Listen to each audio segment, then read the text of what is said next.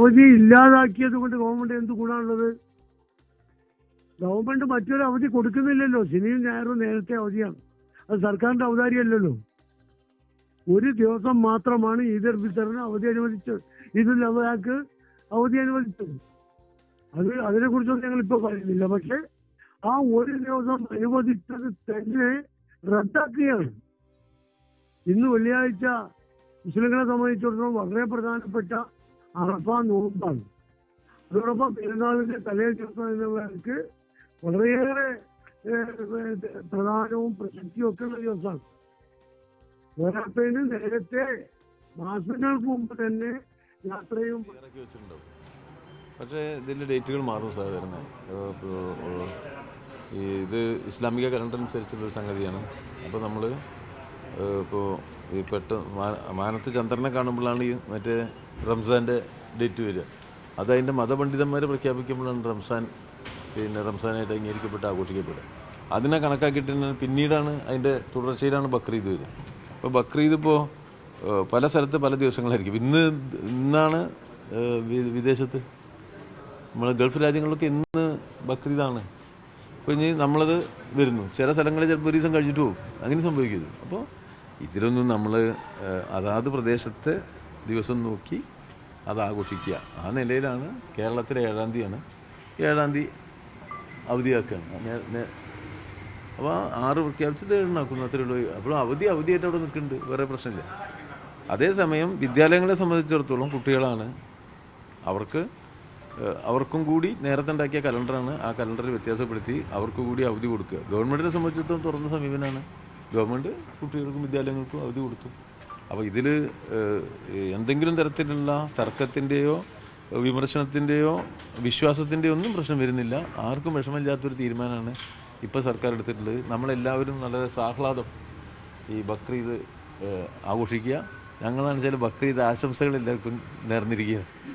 കാർഡും കൊടുത്തിട്ടുണ്ട്. പ്രതിപക്ഷം പറയുന്ന പ്രധാനപ്പെട്ട കാര്യം എന്ന് പറയുന്നത് ഈ സാധാരണ വലിയ പെരുന്നാൾ 10 ദിവസം മുൻപാണ് ഡേറ്റ് വരുന്നത്. മാത്രമല്ല നിങ്ങളുടെ ഘടകകക്ഷിയായ INL വരെ ഈ ദിവസം അവധി കൊടുക്കണമെന്ന് നേരത്തെ ആവശ്യപ്പെട്ടിട്ടുണ്ടായിരുന്നു. അല്ല, പ്രതിപക്ഷം അങ്ങനെയൊക്കെ പറയണ്ടേ? അങ്ങനെ പറഞ്ഞില്ലെങ്കിൽ പ്രതിപക്ഷം അങ്ങനെ എൻ്റെ അറിവിലില്ല. ചിലപ്പോൾ ആവശ്യപ്പെട്ടിട്ടുണ്ടാവും. അപ്പോൾ എല്ലാവരും എൻ്റെ അറിവിലൂടെ തന്നെ ആവണമെന്നില്ലല്ലോ. നമ്മളിപ്പോൾ പ്രതിപക്ഷം പറയുന്നതിന് എപ്പോഴും എന്തായിരിക്കും ഒരു പ്രതിപക്ഷം ആവണമല്ലോ. അപ്പോൾ പ്രതിപക്ഷം എന്ന് പറഞ്ഞാൽ ഗവൺമെൻറ് പറയുന്നതിനെതിരായി പറയുന്ന പക്ഷം എന്നാണ് അതിൻ്റെ മലയാളം. പെരുന്നാൾ അവധി വിവാദം തെരഞ്ഞെടുപ്പ് വിഷയമാകുന്ന സാഹചര്യം. നിലമ്പൂരിൽ നിന്ന് CV അനുമോദ് ചേരുന്നു. അനുമോദ്, പല വിഷയങ്ങൾ കടന്നു പോകുമ്പോൾ ജനകീയ വിഷയങ്ങളും ജനങ്ങളെ നേരിട്ട് ബാധിക്കുന്ന വിഷയങ്ങളും എല്ലാം കടന്ന് ഇനിയൊരു 3 ദിവസത്തേക്ക് നിറഞ്ഞു നിൽക്കാൻ പോകുന്നത് പെരുന്നാൾ അവധിയുമായി ബന്ധപ്പെട്ടുള്ള ഈ വിവാദമാണ് എന്നുള്ള സൂചനകൾ ഇപ്പോൾ ഈ മാധ്യമങ്ങളോട് പ്രതികരിക്കുന്ന വിജയരാഘവന്റെ വാക്കുകൾ പോലുമുണ്ട്. ഏത് തരത്തിലാണ് UDF അത് മുന്നോട്ട് കൊണ്ടുപോകുന്നത്?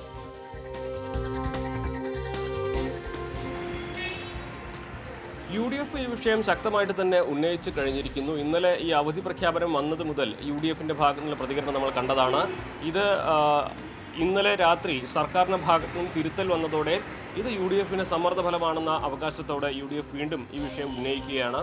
PMS എല്ലാം ഒരു പടി കൂടി കടന്ന് ഇത് തെരഞ്ഞെടുപ്പ് മുന്നിൽ കണ്ടുകൊണ്ട് മാത്രമാണ് ഈ ഒരു അവധി പ്രഖ്യാപിച്ചത്. അതല്ലാതെ ന്യൂനപക്ഷങ്ങളോടുള്ള അല്ലെങ്കിൽ ഈ വിഭാഗക്കാരോടുള്ള ഒരു താല്പര്യം കൊണ്ടല്ല. ന്യൂനപക്ഷങ്ങളെ വേട്ടയാടുന്ന അല്ലെങ്കിൽ അവരെ ഉപദ്രവിക്കുന്ന ഒരു സമീപനമാണ് സർക്കാരിനുള്ളത്. ഈ അവധി പ്രഖ്യാപിച്ചത് തന്നെ നിലവിൽ നിലമ്പൂരിൽ ഇത് പ്രതിഫലിക്കുമെന്നതുകൊണ്ടാണ് എന്ന് PMS എല്ലാം പറഞ്ഞു വയ്ക്കുമ്പോൾ, മറുവശത്ത് LDF ഇതിനെ വലിയ തോതിൽ വിഷയമാക്കാതെ അവഗണിക്കുന്ന തരത്തിലാണ് പ്രതികരിച്ചിരിക്കുന്നത്. ഇപ്പോൾ തന്നെ വിജയരാഘവൻ്റെ വാക്കുകൾ കേട്ടാൽ ഇത് സാധാരണ കാര്യമാണ്. പ്രതിപക്ഷം എല്ലാത്തിനെയും വിമർശിക്കും, അത് അവരുടെ ജോലിയാണ്.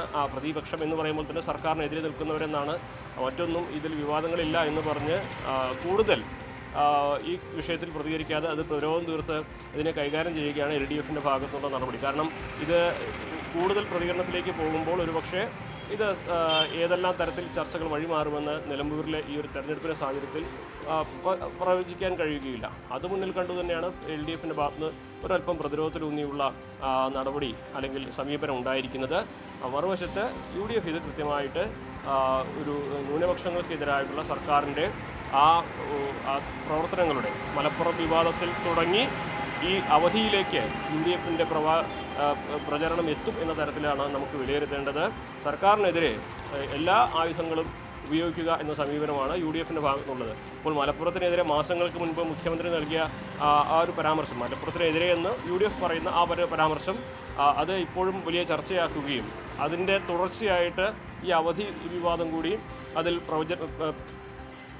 പ്രചരണത്തിന് കൊണ്ടുവരികയും ചെയ്യുമ്പോൾ സ്വാഭാവികമായിട്ട് UDF പ്രതീക്ഷിക്കുന്നത് ഇത് ജനങ്ങളുടെ ഇടയിൽ ഒരു പ്രതിഫലനം ഉണ്ടാക്കുമെന്ന് തന്നെയാണ്. സർക്കാർ അനുമോദ് ഈ തരത്തിൽ പാലക്കാടും ഈ തരത്തിൽ കണ്ടതാണ്. ഒരു ഘട്ടത്തിൽ ജനകീയ വിഷയങ്ങൾ കഴിയുക, രാഷ്ട്രീയ വിഷയങ്ങൾ മാറുക, പിന്നീട് ഈ വളരെ സെൻസിറ്റീവ് ആയിട്ടുള്ള ഈ മതപരമായിട്ടുള്ള ബന്ധപ്പെട്ടുള്ള കാര്യങ്ങളിലേക്ക് പോകുക. സ്വാഭാവികമായിട്ടും കഴിഞ്ഞ കുറേ കാലഘട്ടങ്ങളെ വെക്കുമ്പോൾ ഒരുപക്ഷെ കേരളത്തിലെ രാഷ്ട്രീയ തെരഞ്ഞെടുപ്പുകളോ പശ്ചാത്തലങ്ങളോ ഒന്നും കടന്നു പോകാത്ത ചില തലങ്ങളിലേക്കൊക്കെ കേരളത്തിലെ രാഷ്ട്രീയ സാഹചര്യങ്ങളും കടക്കുന്നു, തെരഞ്ഞെടുപ്പുകൾ കടക്കുന്നു എന്നുള്ള ഒട്ടും ശുഭകരമല്ലാത്ത ഒരു സാഹചര്യം കൂടിയാണ്. അതിനെ ആ തരത്തിൽ പ്രതിരോധിക്കുക എങ്ങനെയാണ് എന്നുള്ളതിനെ സംബന്ധിച്ച് LDF ക്യാമ്പിന് ഒരു ആശയക്കുഴപ്പമുണ്ടോ? വലിയ വിവാദങ്ങൾ നടത്തേണ്ട, അനുമോദ് പറഞ്ഞ പോലെ അതൊരു മൈൽഡായിട്ട് വിട്ടാൽ മതി എന്നാണോ കണക്കാക്കുന്നത്? ഇതിൽ മൂന്നാമത്തെ സ്ഥാനാർത്ഥി അല്ലെങ്കിൽ BJP ഈ വിഷയത്തിനകത്ത് എന്തെങ്കിലും പ്രതികരണമൊക്കെ നടത്തുന്നുണ്ടോ? BJPയുടെ പ്രതികരണം അല്പസമയത്തിനകം ഉണ്ടാകുമെന്നാണ് അറിയുന്നത്. 11 മണിയോടെ ഷോൺ ജോർജ് ആയിരിക്കും മാധ്യമങ്ങളെ കാണുക. അവർ വാർത്താസമ്മേളനം വിളിച്ചിട്ടുണ്ട്. മാത്രമല്ല PV അൻവറും ഇക്കാര്യത്തിൽ പ്രതികരിക്കാനുള്ള സാധ്യതയുണ്ട്. അദ്ദേഹവും വാർത്താസമ്മേളനം വിളിച്ചിട്ടുണ്ട്. ഇവിടെ ഇടതുപക്ഷത്തെ സംബന്ധിച്ച്, സർക്കാരിനെ സംബന്ധിച്ച് ഇത് പ്രതിരോധിക്കേണ്ടത്, ഒരു മയപ്പെട്ട രീതിയിൽ പ്രതിരോധിക്കേണ്ടത് ആണ് ഇവിടെ ആ തരത്തിൽ മുന്നോട്ട് പോകുന്നതിനെ തടയിടാനുള്ള ഏക വഴി.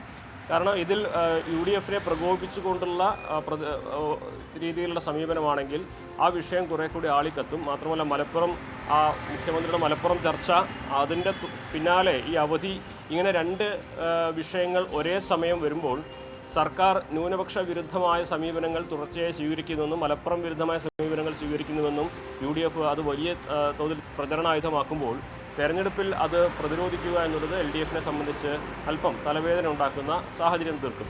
അപ്പോൾ അത് മുന്നിൽ കണ്ടുകൊണ്ട് തന്നെ വിവാദങ്ങളിലേക്ക് കടക്കാതെ വികസന രാഷ്ട്രീയത്തിൽ ഊന്നി സർക്കാർ ജനങ്ങൾക്ക് നൽകുന്ന ജനസേവന പദ്ധതികൾ, ജനക്ഷേമ പദ്ധതികൾ ഇതിൽ ഊന്നിക്കൊണ്ട് പ്രചരണത്തിൽ സജീവമാവുകയാണ് ഇടതുപക്ഷം ഉദ്ദേശിക്കുന്നത്. കാരണം വിവാദങ്ങളിലേക്ക് എത്രമാത്രം കടക്കും തോറും UDFിന് സർക്കാരിനെതിരെ കടന്നാക്രമണം നടത്താനുള്ള സാധ്യതകളും സാഹചര്യങ്ങളും കൂടുതലായിട്ട് ലഭിച്ചുകൊണ്ടിരിക്കും. അപ്പോൾ വികസനത്തിൽ ഊന്നിക്കൊണ്ടുള്ള പ്രചരണം, അതിൽ മാത്രം കേന്ദ്രീകരിച്ചുള്ള പ്രവർത്തനം ആണ് സർക്കാരിൻ്റെ ഭാഗത്തും ഇടതുപക്ഷത്തിൻ്റെ ഭാഗത്തും ഉണ്ടാവുക. വിവാദങ്ങളിൽ മയപ്പെട്ട പ്രതികരണം, മറ്റ് പ്രചരണങ്ങളൊക്കെ വികസനങ്ങളിൽ ഊന്നിക്കൊണ്ട് അത്തരത്തിൽ ഒരു രീതിയിലാണ് ഇടതുപക്ഷത്തിൻ്റെ ഈ തെരഞ്ഞെടുപ്പ് സ്ട്രാറ്റജിയെ കാണുന്നത്. BJP NDA ഇതിൽ എന്ത് പറയും എന്നുള്ളത് പ്രധാനപ്പെട്ട ഒന്നാണ്. അതുകൊണ്ട് തന്നെ 11 മണിയോടെ NDAയുടെ ഭാഗത്തുനിന്ന് പ്രതികരണം കൂടി ലഭിക്കുമ്പോൾ ഈ അവധി വിവാദം തെരഞ്ഞെടുപ്പിനെ നിലമ്പൂരിൽ എങ്ങനെയെല്ലാം സ്വാധീനിക്കുമെന്ന് നമുക്ക് അല്പം കൂടി വ്യക്തമായ ഒരു ചിത്രം ലഭിക്കും. അപർണ. റൈറ്റ്. CV അനുമോദ് വിവരങ്ങൾ നൽകുന്നു. ഇപ്പോൾ നിലമ്പൂരിലെ പ്രചാരണം ഏത് തരത്തിൽ പോകുന്നു എന്നുള്ളത്. അതേസമയം ഈ അവധി